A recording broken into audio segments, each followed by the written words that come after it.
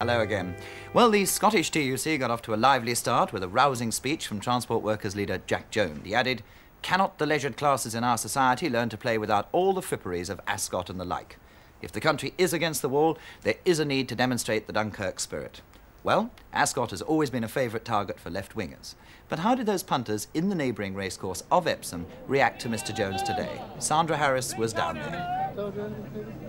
Well, I've just been talking to some racegoers here at Epsom, and they feel pretty strongly about what Jack Jones has had to say anyway. What do you think a day like this, day down at the races like this, is the prerogative of the leisured classes? Certainly not. No. Look at all the people here today. They're not all what Jack Jones would like to call leisured classes. If we're supposed to be doing something for this country, Bloodstock does one hell of a lot for it. Look at our exports and what the government makes out of that and the taxes. Well, now, there's a very well-known name in racing here, Peter Walwyn. What would you say to that?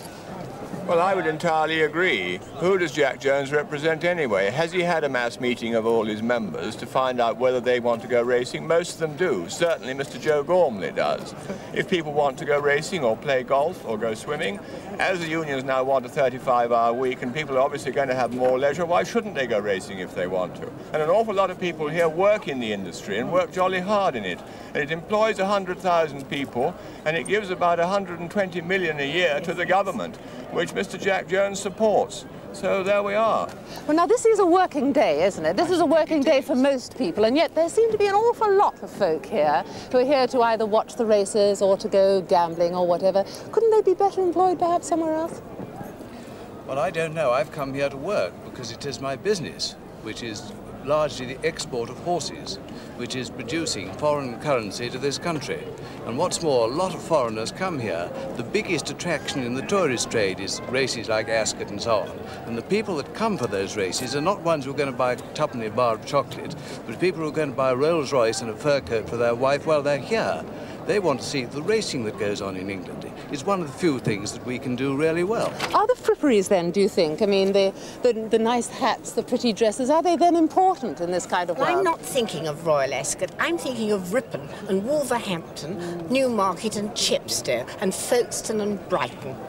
But aren't really, I mean, if you're thinking that racing is almost exportable and the attractiveness of racing is exportable, aren't the things like the pretty dresses and the nice hats and the fripperies that Mr Jones was talking about, in those terms, aren't they just as important? Certainly. England is living on tradition. She has a lot of foreign visitors who like these traditions, and we try and keep them up. I hate wearing hats, but I do at Royal Ascot and love every minute of it. And I'm an ordinary working-class housewife, and my husband's worked hard, and now we're having a little bit of leisure. Do you think, Mrs Sutcliffe, if I can talk to you, which is another name that we know well from racing, do you think that racing is just relegated to the idle rich? No, indeed I do not. I think one only had to look at Liverpool this year to see the enormous numbers of people from the factories who are thoroughly enjoying a really super day out. And I'm getting very tired of being told how to spend my money by the unions. And I'm also getting very tired of the constant levelling down that one is coming to. There's no levelling up. And very soon the working men will have nothing to level up to. And I think I can't say very much more than that. I get very heated about it. I'm delighted that you do.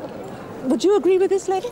No, I think absolutely everyone does what they want to do, and if people want to come racing, they'll come racing. And you only have to look over there to see that it isn't the leisure classes, it's everybody. And we all enjoy it. And it's a fundamental industry of our country because we export a great deal of horses abroad, and it's a way of bringing in currency to us. May I come back with one very quick point? An enormous number of horses are now owned by syndicates made up of working men, of miners and of people from the factories. And they love their racing, and this would be a tragic thing to kill off, as this man seems to be trying to do. But you do seem to be making racing sound almost less glamorous than it looks at this very moment. Isn't the glamour of racing half the fun of it? Wouldn't you say so? Well, it's glamorous and it's very fun. It's a lot of fun, but I'm not a member of the leisure class. I had my shop open all during the holiday when other people were relaxing. It's the first full day I've had off since Boxing Day, I think. And I'm enjoying it, but because I've been working hard. How would you feel? How would any of you feel, in fact, if you had to give up racing? How would you feel?